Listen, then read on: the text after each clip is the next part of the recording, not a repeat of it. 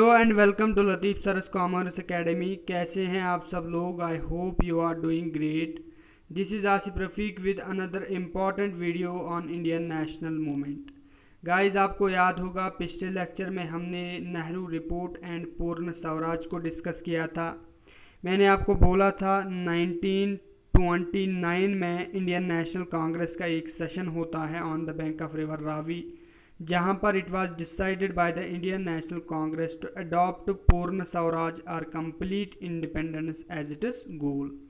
और at the end of the video मैंने आपको बोला था कि इस सेशन में 1929 में जो हुआ on the bank of river Ravi, इसमें it was decided to adopt two propagandas, जिसमें पहला प्रोपागेंडा था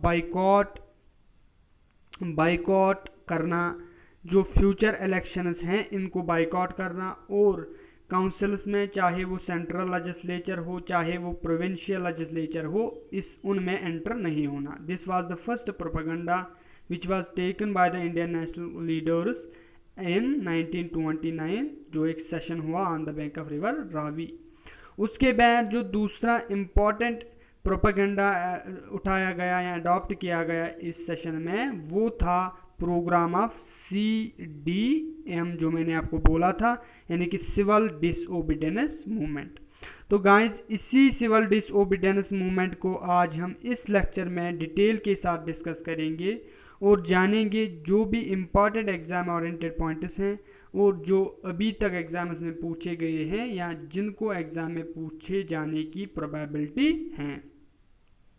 और इस सिविल डिसोबीडियंस मूवमेंट को डिस्कस करने से पहले मैं आपके साथ डिस्कस करने वाला हूं एक local satyagraha movement which is known as Bardoli movement, और you can say Bardoli Satyagraha movement, क्योंकि मैंने देखा है बहुत सारे एग्जाम्स में इसके मुतल्लिक भी क्वेश्चंस पूछे जाते हैं, इसलिए मैंने इसको भी अपने लेक्चर में ऐड किया है। तो गाइस, बरदोली मूवमेंट या बरदोली सत्याग्रह मूवमेंट ये 1928 में बरदोली एक जगह है गुजरात में जो सूरत के नज़दीक पड़ता है, वहाँ पर एक सक्सेसफुल सत्याग्रह लॉन्च किया गया by the then Indian leaders.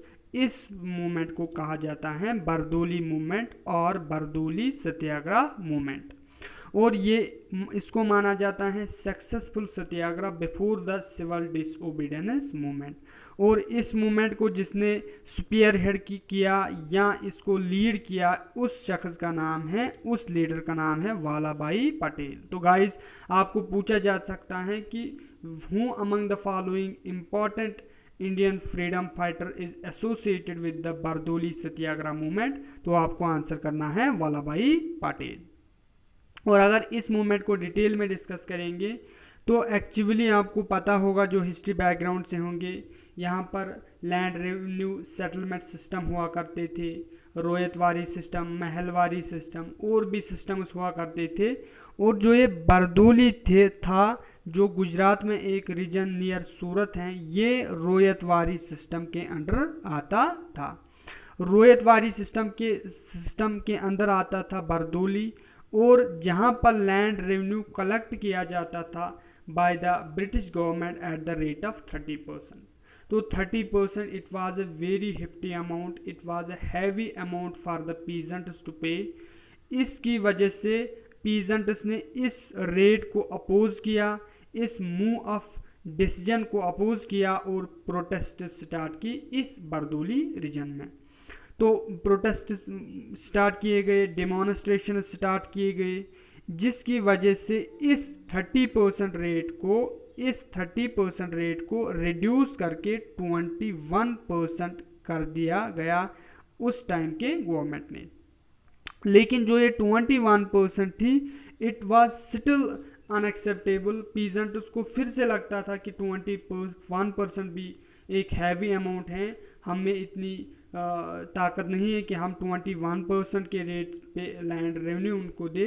तो उन्होंने जो अपने प्रोटेस्ट्स थे, अपने डेमोन्स्ट्रेशंस थे, उनको कंटिन्यू रखा। उसके बाद जो इंडियन नेशनल कांग्रेस थी, जो उस टाइम की एक इम्पॉर्टेंट पॉलिटिकल ऑर्गेनाइजेशन थी, वो सीन में आती हैं और पीजेंट्स को सपोर्ट करती हैं। पीजेंट्स का हाथ अच्छे से थाम के उनका अच्छे से सपोर्ट करती हैं और वालाबाई पटेल को इंचार्ज बनाती हैं इस रीजन में कि आप इस रीजन में मूवमेंट लॉन्च कीजिए, रेडिकल बाइकॉट प्रोग्राम को आप इस मूवमेंट में स्टार्ट कीजिए बारदोली रीजन में। तो उसके बाद जो वालाबाई पटेल हैं वो अच्छे से इस रीजन में अपनी मूवमेंट को स्टार्ट करते हैं, अपनी मूवमेंट को लॉन्च करते हैं, जिसको हम बारदोली मूवमेंट कहते हैं, जिसकी वजह से the government, British government came down to its knees और गवर्नमेंट को एक कमिटी, एक कमीशन अपॉइंट करना पड़ा, जिस कमीशन का नाम रखा गया ब्रॉमफील्ड मैक्सवेल कमिटी या कमीशन। गाइस ये आपको इंपॉर्टेंट याद रखना है क्योंकि जर्नल नॉलेज में अक्सर जो भी जर्नल ल्यूसेंट हो, अरेहांट हो, इनमें ये पॉइंट्स मेंशन नहीं किए होते हैं, इसलिए आप इसको अपने नोट्स में उतारें। ब्रॉमफील्ड मैक्सवेल कमीशन को अपॉइंट किया गया और इस कमीशन ने ये रिपोर्ट दिया कि आप इस 21% को रिड्यूस करके कीजिए 6.03%। और आगे जाके जब ये 6.03% मुकर्रर किया गया, इसको भी फिर आगे जाके डिस्क्रिशनरी किया गया कि ये बोला गया कि जिसको ताकत होगा वो ये 6.03% पे कर सकता है और जिसको नहीं है वो इसको ये ज़रूरी नहीं है। It is not incumbent upon all the peasants to pay 6.03% rate of land revenue. तो क्वेश्चन पूछा जा सकता है कि Broomfield Maxwell commission is associated with which of the following movement. तो आपको आंसर करना है एग्जाम में बारदोली मूवमेंट। उसके बाद जब इस मूवमेंट को अच्छे से सक्सेस मिली, जब ये मूवमेंट बहुत सक्सेसफुल रही, उसके बाद वालाबाई पटेल को टाइटल दिया गया सरदार वालाबाई पटेल। तो ये भी क्वेश्चन पूछा जाता है कि टाइटल सरदार जब जो वालाबाई पटेल को दिया गया वो किस मूवमेंट में दिया गया, तो आपको यह आंसर देना है बारदोली मूवमेंट। उसके बाद जो इस मूवमेंट का रिजल्ट निकला वो ये था कि जो पीजेंट्स थे वो बहुत खुश हुए, उन्हें कांग्रेस बहुत अच्छी लगी और उन्होंने आगे जाके सिविल डिसओबीडियंस मूवमेंट जब इंडियन नेशनल कांग्रेस ने लॉन्च की, इसमें अच्छे से इसका सपोर्ट किया और इंडियन नेशनल कांग्रेस लीडर्स का साथ दिया। तो this was all about the Bardoli movement. आपको याद रखना है इसका लीडर कौन था, वालाबाई पटेल। बारदोली रीजन किस स्टेट में पड़ता है, गुजरात में। और आपको याद रखना है ब्रॉमफील्ड मैक्सवेल कमीशन ये किस से रिलेटेड है, ये आपको याद रखना है। और जो ये टाइटल है वालाबाई पटेल का, ये भी आपको याद रखना है। इसके बाद जो मेन हमारा मुद्दा है, टॉपिक है, which is civil disobedience movement. तो गाइज मैंने आपको पिछले लेक्चर में बोला है और इस लेक्चर के इनिशियल में भी मैंने आपको बोला कि पूर्ण स्वराज में it was decided to adopt 2 propaganda, जिसमें एक था program of civil disobedience movement. तो जो कांग्रेस वर्किंग कमेटी थी, जो CWC थी, उन्होंने अथोराइज किया था, उन्होंने ये पावर महात्मा गांधी को दिया था कि आप डिसाइड कीजिए, आप डिटरमाइन कीजिए the nature of civil disobedience movement. Civil disobedience movement को हम किस तरीके से चलाए, इसका नेचर क्या होना चाहिए, ये आप डिसाइड कीजिए। किसको? महात्मा गांधी को। उसके बाद जो महात्मा गांधी थी, इनिशियली उसने ये सोचा कि अगर ये एक मास मूवमेंट होने वाली है तो पहले मैं ब्रिटिश गवर्नमेंट को एक और चांस दूंगा, एक और मौका दूंगा, ताकि अगर उन्होंने हमारी डिमांड्स को एक्सेप्ट किया तो हम इस मूवमेंट को नहीं लॉन्च करेंगे, अगर उन्होंने डिमांड्स एक्सेप्ट नहीं किया तो हम इस मास मूवमेंट को लॉन्च करेंगे। इसके लिए एक इम्पॉर्टेंट प्रोग्राम महात्मा गांधी ने स्टार्ट किया, which is known as 11 point program. Guys please इस पॉइंट को भी नोट कीजिए, अक्सर बुक्स में ये मेंशन नहीं किया होता है। तो 11 पॉइंट प्रोग्राम गांधी ने 31 जनवरी 1913 में स्टार्ट किया, so as to give chance to British government.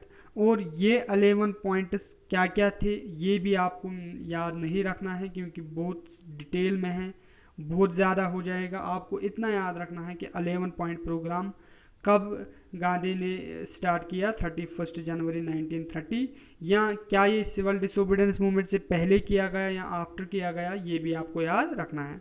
और एक इम्पॉर्टेंट नोट जो एग्ज़ाम में पूछा जाता है, इन 11 पॉइंट प्रोग्राम जो था इसमें कहीं पर भी पूर्ण स्वराज का मेंशन नहीं था। ये भी एग्ज़ाम में क्वेश्चन पूछा जाता है कि क्या 11 पॉइंट प्रोग्राम में पूर्ण स्वराज को मेंशन किया गया था या नहीं किया गया था, तो इसमें नहीं किया गया था।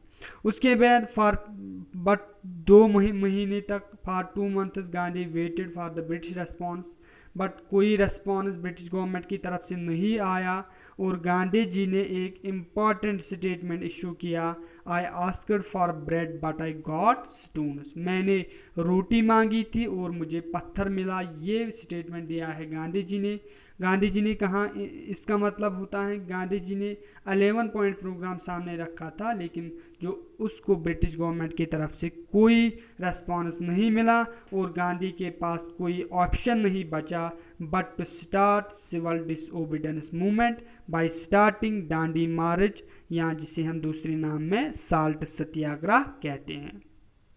ठीक है गाइस, तो जो रीजंस क्या रहे अब सिविल डिसओबीडियंस मूवमेंट, अगर ये एग्जाम में पूछा जाए या कोई आपको ये क्वेश्चन पूछे, तो पहला रीज़न था पॉलिटिकल रीज़न। पॉलिटिकल रीज़न में देखिए नेहरू रिपोर्ट 1928 में आता है और इसको रिजेक्ट किया जाता है। 11 पॉइंट प्रोग्राम गांधी 1913 में ब्रिटिश गवर्नमेंट के सामने रखता है, it was also rejected. Demand dominion status जो इंडियन नेशनल कांग्रेस बहुत अरसे से करते आ रही हैं, इसको भी रिजेक्ट किया गया। तो जब जितने भी पॉलिटिकल मूव्स कांग्रेस या इंडियंस उठाते हैं, all were rejected by the British government, तो this became the first reason for the launch या for the starting of civil disobedience movement. दूसरा रीज़न इकोनॉमिक रीज़न जो था, क्योंकि आपको पता होगा जो इकोनॉमिक्स बैकग्राउंड से होगी, ग्रेट डिप्रेशन ऑफ 1929 जिसने वर्ल्ड इकोनॉमी को टोटली शटर किया। मैं खुद इकोनॉमिक्स बैकग्राउंड से है, I am currently pursuing my masters in the department of economics university of Kashmir. अगर कभी मौका मिले तो मैं इस ग्रेट डिप्रेशन पे बहुत अच्छे से आपके साथ डिस्कस करूँगा, बहुत अच्छे से इकोनॉमिक्स के कंसेप्ट आपके साथ डिस्कस करूँगा। लेकिन इस टाइम मैं हिस्ट्री पढ़ा रहा हूँ तो इस ग्रेट डिप्रेशन में जाने की ज़रूरत नहीं है, बट ये आपको याद रखना है, this was also the reason for the launch of civil disobedience movement. जब डिप्रेशन आया, लोगों को बहुत सारी प्रॉब्लम्स को फेस करना पड़ा, इन्फ्लेशन हुई, अनएम्प्लॉयमेंट हुई, लेकिन जो ब्रिटिश थे they were not paying heed to the miseries of people. इसके बाद गांधी ने एक फेमस मार्च स्टार्ट किया, एक फेमस मार्च जिसको हम कहते हैं दांडी मार्च, जहाँ पर गांधी ने साल्ट लॉ ब्रेक करके साल्ट सत्याग्रह स्टार्ट किया। और कब ये मार्च स्टार्ट किया, 12 मार्च 1930 along with 78 followers from Sabarmati आश्रम। साबरमती आश्रम कहाँ है, अहमदाबाद गुजरात में है, और यहाँ से अहमदाबाद से लेके दांडी तक ये मार्च चलता है जो नवसारी डिस्ट्रिक्ट इन गुजरात में है, to break the salt law. तो ये मार्च गांधी का इम्पॉर्टेंट है। कब स्टार्ट हुआ, 12 मार्च 1913। कितने फॉलोवर्स थे ये भी एग्जाम में पूछा जाता है, 78 फॉलोवर्स। कहाँ से कहाँ तक, साबरमती आश्रम अहमदाबाद से दांडी जो गुजरात में दोनों जगह हैं। और क्यों गए गुजरात, वहाँ पर साल्ट लॉ ब्रेक करने के लिए गए। और इस मार्च में Gandhi covered a distance of 240 miles in 24 days, और वो वहाँ पर दांडी में पहुँचते हैं 6 अप्रैल 1930 में। 6 अप्रैल 1930 में वो दांडी पहुँचते हैं after covering a distance of 240 miles in 24 days, और वो साल्ट लॉ को ब्रेक करते हैं by picking up salt from the sea shore. वो साल्ट का एक हैंडफुल साल्ट उठाते हैं और साल्ट लॉ को ब्रेक करते हैं। अब कभी कभी क्वेश्चन पूछा जाता है कि वाई गांधी चूज्ड साल्ट को ही क्यों गांधी ने चूज़ किया। पहला इम्पॉर्टेंट जो है इसका reason which it is manufacturing was completely monopoly of government. उस टाइम जो साल्ट का मैन्युफैक्चर करता था वो खाली गवर्नमेंट करता था, तो गवर्नमेंट को इससे बहुत ज़्यादा रेवेन्यू आता था। अगर इस साल्ट लॉ को ब्रेक करने के बाद जो ब्रिटिश इकोनॉमी थी, जो ब्रिटिश की इकोनॉमी थी, it would ultimately get affected. दूसरा इंपॉर्टेंट रीज़न जो था साल्ट चूज़ करने का, इट वाज एवरीवन्स नीड, चाहे वो हिंदू हो, चाहे वो मुस्लिम हो, चाहे वो रिच हो, चाहे वो पुअर हो, सबकी नीड साल्ट थी। तो इसलिए गांधी ने इसको चूज़ किया ताकि हिंदू भी इसमें पार्टिसिपेट करे, मुस्लिम्स भी इसमें पार्टिसिपेट करें, रिच भी पार्टिसिपेट करें और पुअर भी पार्टिसिपेट करें, और ये एक सक्सेसफुल सत्याग्रह रहे। इसके बाद इस साल्ट सत्याग्रह में जब गांधी ने ये हैंडफुल ऑफ साल्ट उठाया और साल्ट लॉ को ब्रेक किया, यहीं पर गांधी इनाग्रेट करते हैं या लॉन्च करते हैं सिविल डिसओबीडियंस मूवमेंट, जो कि एक मास बेस्ड मूवमेंट रही। सिविल डिसओबीडियंस मूवमेंट को कहाँ पर लॉन्च किया? दांडी में 6 अप्रैल 1930 में, when Gandhi broke the salt law in Dandi. तो उसके बाद क्वेश्चन पूछा जाता है methodology of civil disobedience movement, यानी कि सिविल डिसोबीडियंस मूवमेंट में क्या क्या मेथोडोलॉजी अडॉप्ट किए गए। पहली जो मेथोडोलॉजी है that is breaking of salt law wherever possible.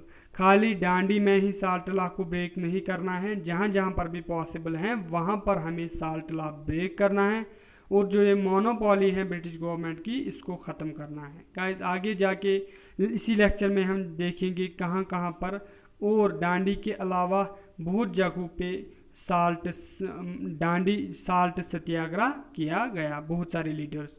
दूसरा important method boycott of foreign clothes and liquor. जो फॉरेन से क्लॉथ्स आते हैं या लिकर आता है, इसको हमें टोटली अवॉइड करना है, बाइकॉट करना है। और इसमें एक important point, women should stage dharnas on liquor shops. जहाँ जहाँ पर भी लिकर शॉप्स हैं वहाँ पर वुमेन्स बैठेंगे, ताकि जब वहाँ पर उनके मर्द आ जाएंगे तो उन्हें शर्म, they will feel embarrass to have liquor for their wives. उसके बाद नॉन पेमेंट ऑफ टैक्स, जहाँ जहाँ जो भी टैक्स हैं, चौकीदार टैक्स हैं, ज़मींदार टैक्स हैं, वो हम नहीं देंगे, वो भी हम डिसओबीडेंट रहेंगे। उसमें भी resignation by the government services, और जो गवर्नमेंट सर्विस में हैं वो रिज़ाइन देंगे। This was also the methodology of civil disobedience movement. इसके बाद डेवलपमेंट्स ऑफ सीडीएम, बहुत सारे रीजन्स में क्या क्या रोल रहा इस सीडीएम में। पहली इंपॉर्टेंट रीजन है दैट इज़ पिशावर। पिशावर में आल्दो जो मुस्लिम्स का ओवरऑल क्यूमुलेटिव पार्टिसिपेशन रही है वो कम रही हैं। It was also a reason कि ये मूवमेंट उतनी देर तक नहीं चली, लेस मुस्लिम पार्टिसिपेशन। लेकिन जो लोकल मुस्लिम्स इस रीजन में थे, पिशावर में थे, उन्होंने इस मूवमेंट को सपोर्ट किया under the leadership of Khan Abdul Ghaffar Khan. Guys छोटे से छोटे क्लास आईवी से लेके केएस के पेपर्स तक मैंने इस खान अब्दुल गफ्फार खान के मुतालिक क्वेश्चन देखे हैं, तो प्लीज़ इसको आप नोट कीजिए। खान अब्दुल गफ्फार खान को दूसरा नाम कहते हैं फ्रंटियर गांधी या सरहदी गांधी या बादशाह खान। ये 3 इम्पॉर्टेंट निकनेम्स आपको खान अब्दुल गफ्फार खान के मुतालिक याद रखने हैं। इसने एक पार्टी बनाई है जिसे कहा जाता है खुदाई खिदमतगार। इसे खुदाई खिदमतगार यूँ क्यों कहा जाता है? क्योंकि इसके तहत खान अब्दुल गफ्फार खान के मुताबिक जितने भी मेंबर्स हैं इस पार्टी के खुदाई खिदमतगार के, they are the servants of the God, वो गॉड के सर्वेंट हैं, इसीलिए इस पार्टी का नाम रखा गया खुदाई खिदमतगार। और एक नॉन वायलेंट मूवमेंट भी स्टार्ट की जिसे कहा जाता है रेड शर्ट मूवमेंट। ये किसने लॉन्च की? खान अब्दुल गफ्फार खान ने पिशावर में। इसे रेड शर्ट मूवमेंट इसलिए कहा जाता था क्योंकि जो इसके मेंबर्स थे, वॉलंटियर्स थे, वो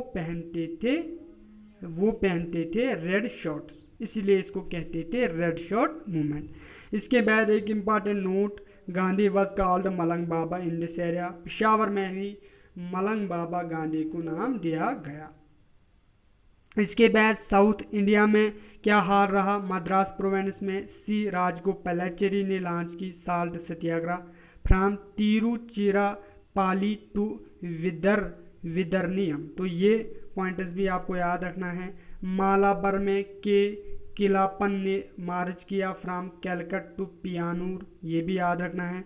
बंगाल में लेस प्रोटेस्ट हुए, लेस पार्टिसिपेशन रही, intensity of civil disobedience Bengal में कम रहा as compare to the non cooperation movement. Non cooperation movement में मैंने आपको कहा था कि सबसे ज़्यादा बाइकआउट बंगाल में हुआ, लेकिन सिविल डिसोबीडियंस में मूवमेंट में इतना ज़्यादा बंगाल में नहीं देखा गया। इसके बाद मणिपुर एंड नागालैंड में इस मूवमेंट को लेड किया, स्पीयर हेड किया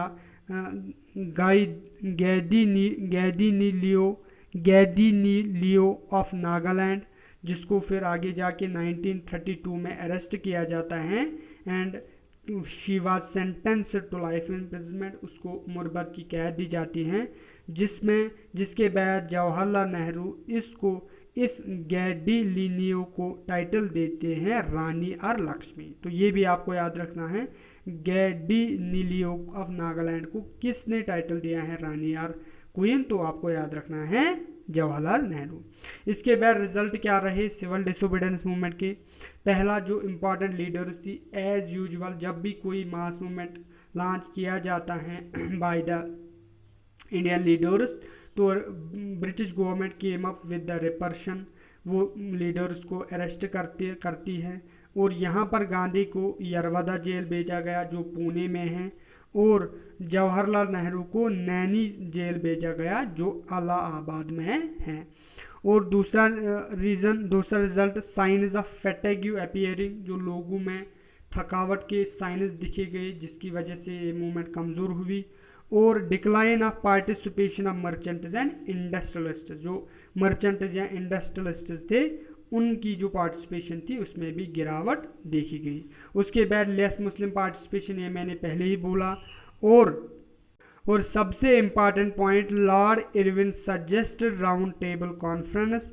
इसके बाद लॉर्ड इरविन जो उस टाइम के वेसरॉय रहे थे, वो सजेस्ट करते हैं कि अब आप आ जाइए, हम राउंड टेबल कॉन्फ्रेंस करते हैं लंदन में और डिस्कस करते हैं आपकी डिमांड्स, ताकि हम इसको एक्सेप्ट करें या हम कॉन्स्टिट्यूशनल रिफॉर्म्स इंडिया में लाए।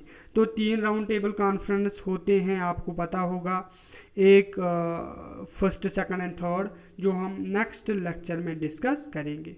तो this was all about the civil disobedience movement. जितने भी इंपॉर्टेंट पॉइंट्स प्लीज़ नोट्स बनाएं, नोट्स उतारें, अच्छे से रिवाइज कीजिए। If you find my videos helping you, please like, share and comment. और हमारी channel Latif sir's commerce academy को सब्सक्राइब कीजिए। ओके, थैंक्स, बाय, अल्लाह।